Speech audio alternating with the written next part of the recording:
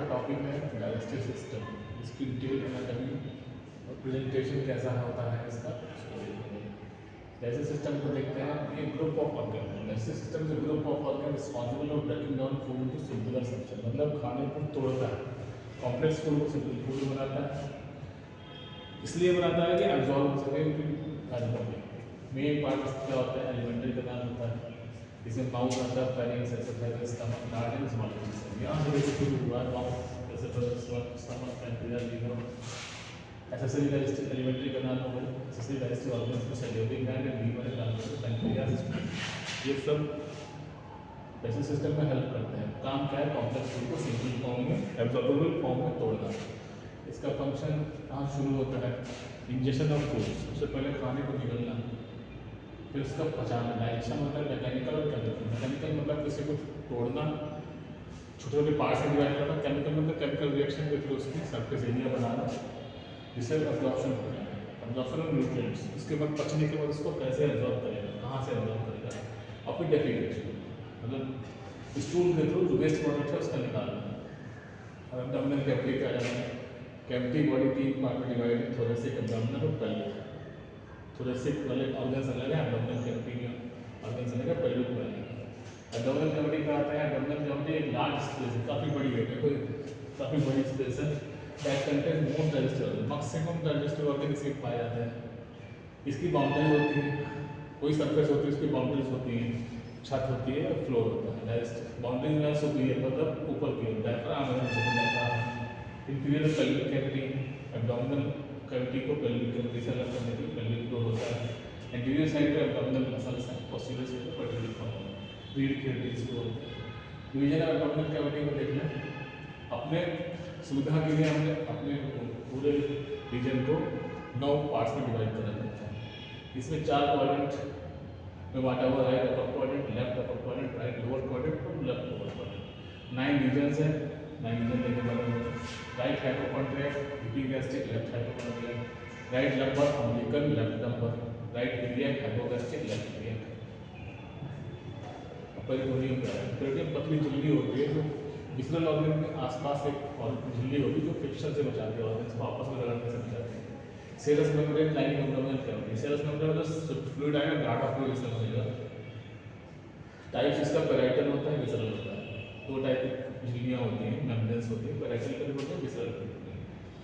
Function इसका क्या है, प्रोटेक्शन, फ्रिक्शन से रोकना, reduces friction, support abdominal organs, और सपोर्ट भी करती है, उनको होल्ड करने में हेल्प भी करती है। मसल्स एब्डोमिनल वॉल पे रहते हैं, ये देखिए कुछ ट्रांसवर्स मसल्स है, कुछ लेटरल मसल्स हैं। Protects abdominal organs, muscles organs को प्रोटेक्ट करती हैं, रेस्पिरेशन में हेल्प करती हैं, फेफड़े की मसल, लंग्स की मसल, डेफिकेशन में एरन कैनाल की मसल, चाइल्ड बर्थ में उसकी मसल, यूटेरस की मसल्स चाइल्ड बर्थ में हेल्प करती है। टाइप्स का आता है external oblique, fibres are downwards and नीचे की ओर फाइबर आएंगे और डेवलपर की ओर ऐसे चल रहे होंगे, ऐसे ही है। एक्सटर्नल ऑब्लिक है, इंटरनल ऑब्लिक आएगा तो फाइबर और अपवर्ड्स ऊपर की ओर चलेंगे और नीचे जाएंगे। ट्रांसवर्स एब्डोमिनस, फाइबर और हॉरिजॉन्टल, जो हॉरिजॉन्टल रन करते हैं उनको ट्रांसवर्स एब्डोमिनस कहते हैं। Rectus abdominis long vertical muscles को रेक्टस एब्डोमिनस कहते हैं। एलिमेंट्री कैनाल को ओवरव्यू देखते हैं, इधर पूरा बना हुआ चीन से शुरुआत हो जाती है डाइजेशन की। 1 मिनट तक चूइंग होता है, स्वेलिंग होती है 2 से 3 सेकंड में, फिर रिफ्लेक्स रिएक्शन होता है, जैसे ही खाना जाता है फूड पाइप को सीधे जाकर स्टमक में चला जाता है। डाइजेशन होता है 2 से 4 घंटे उसमें पचने में लगता है स्टमक में, फिर न्यूट्रिएंट के एब्जॉर्प्शन में 3 से 5 घंटे लगते हैं, एलिमिनेशन में 10 घंटे से ज़्यादा लगता है। मस्कुलर ट्यूब की लेयर स्ट्रक्चर, एलिमेंट्री कैनाल शुरुआत में स्ट्रक्चर आ जाता है। मस्कुलर ट्यूब होती है, लेयर स्ट्रक्चर होता है, इसमें लेयर से म्यूकोसा की है, सब कुछ सर्फेस मसल लेयर और सेल होता है, responsible for digestion and absorption. ये सब खाने को पचाने में और एब्जॉर्प्शन में हेल्प करते हैं। अब दांत और ये बहुत जरूरी है, खाने को चबाना कैसे है। First part of alimentary canal mouth, इसमें होते हैं दांत, टीथ, टंग्स और सलेवरी ग्लैंड्स। सलेवरी ग्लैंड्स भी पाचन में सहायता करती हैं, मुंह से कार्बोहाइड्रेट्स का पचना शुरू हो जाता है। मैस्टिकेशन, इसका फंक्शन क्या है, मैस्टिकेशन मतलब खाने को छोटे छोटे पार्ट्स में तोड़ना, चबाना। मिक्सिंग फूड विद सलाइवा, चबाने की वजह से खाना जो है सलाइवा के साथ मिक्स हो जाता है। जैसे जो सलाइवा में टाइलिन पाया जाता है उसके साथ रिएक्ट करके तब स्टार्च का डाइजेशन शुरू कर देता है। इसके बाद एक बोलस बन जाता है, निवाला टाइप का फॉर्मेशन ऑफ बोलस। एक निवाला बन जाता है जिसमें हमको निकलना रहता है। ये ओरल कैविटी है, इसमें जीवा होते हैं, नॉब्स होते हैं, lips and hard palate. Palate दो टाइप का होता है, हार्ड और soft. Ruler papilla of tongue, tongue में पेपिला पाया जाता है जो हमको वो उसकी वजह जो हमको टेस्ट की पेपिला पाए जाते हैं। पैलेटाइन टॉन्सिल, टॉन्सिल पीछे दिख रहा है। मोलर दांत चबाने के लिए काम आते हैं। प्री मोलर है, कैनाइन है, इंसाइडर है। फेरिंक्स में आ जाते हैं। Muscular tube behind nasal cavity. Pharynx जो है मस्कुलर ट्यूब होती है नेजल कैविटी के पीछे। कॉमन पार्ट है फूड एंड एयर। ये किसी से खाना भी जाता है, जैसे एयर भी आती जाती है। इसका फंक्शन होगा सॉल्विंग, निकलना, डेग्रेडेशन इसको बोलते हैं। Passage of food to oesophagus, खाने को पास करना इसोफेगस से। इसोफेगस में आ जाता है। मस्कुलर ट्यूब है 25 सेंटीमीटर लॉन्ग, इसकी लंबाई 25 सेंटीमीटर होती है। ट्रैकिया के पास पाई जाती है। कंटेन्स फेरिंक्स टू स्टमक, ये कनेक्ट करता है फेरिंक्स को स्टमक से।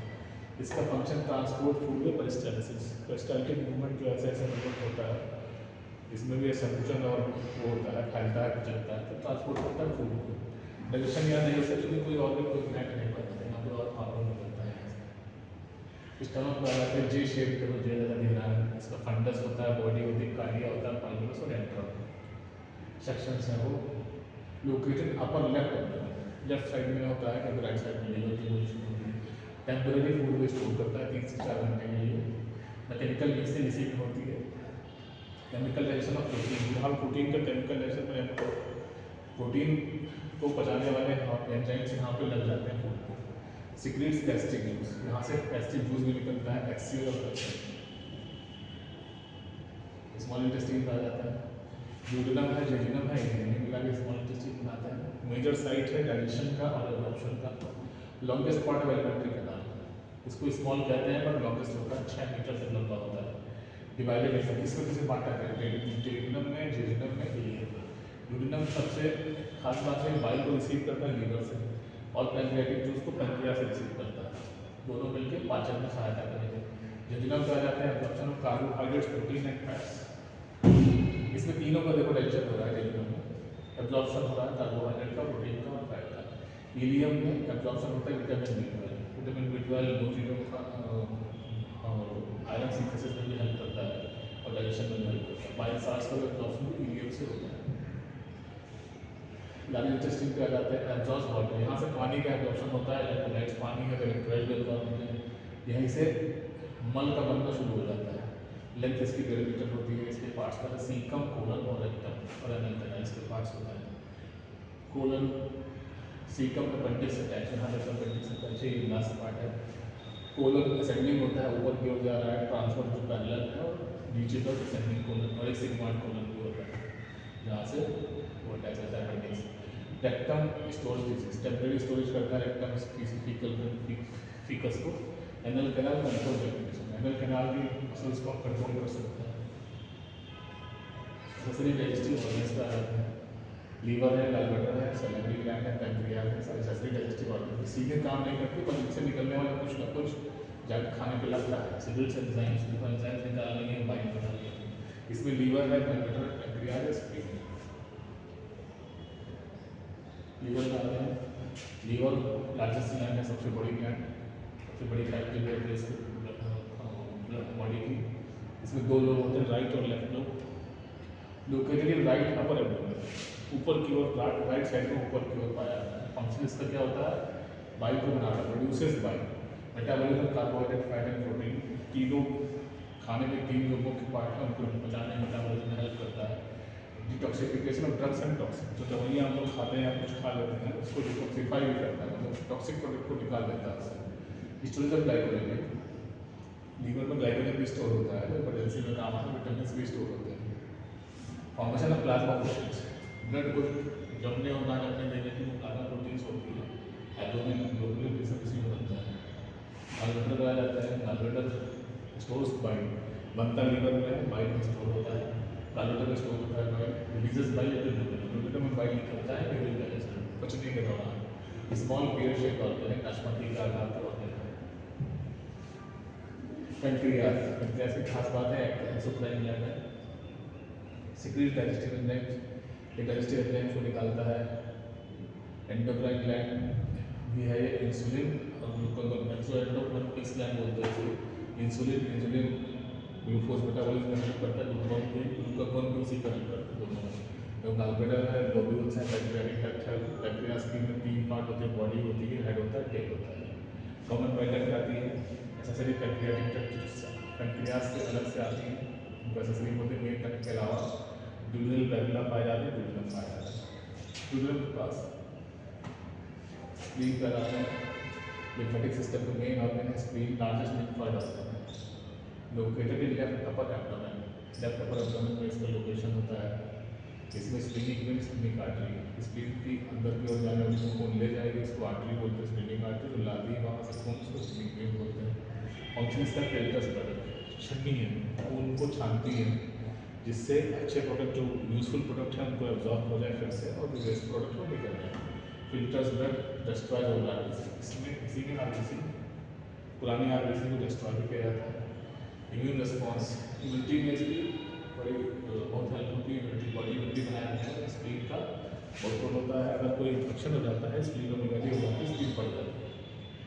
कंक्लूजन, इतना पढ़ने की जरूरत है। कंक्लूजन में digestive system is essential for nutrition, energy and growth. Digestive system इसलिए जरूरी है, एसेंशियल है। न्यूट्रिशन मतलब जो खाना खाते हैं, हमारी बॉडी की ग्रोथ हो, उससे हमको एनर्जी मिले और हम अपना काम कर सकें, शरीर बढ़े, ग्रोथ हो सके। Proper functioning maintains health. Digestive system का प्रॉपर फंक्शन होने की वजह से हेल्थ हमारी मेंटेन रहती है। अगर गड़बड़ हो जाता है तो पाचन में दिक्कत हो जाएगी, शरीर बीमार हो जाएगा। Disorder can lead to serious systemic effects. अगर इसमें कोई डिसऑर्डर हो गया तो बीमारी आ जाएगी। Okay, thank you.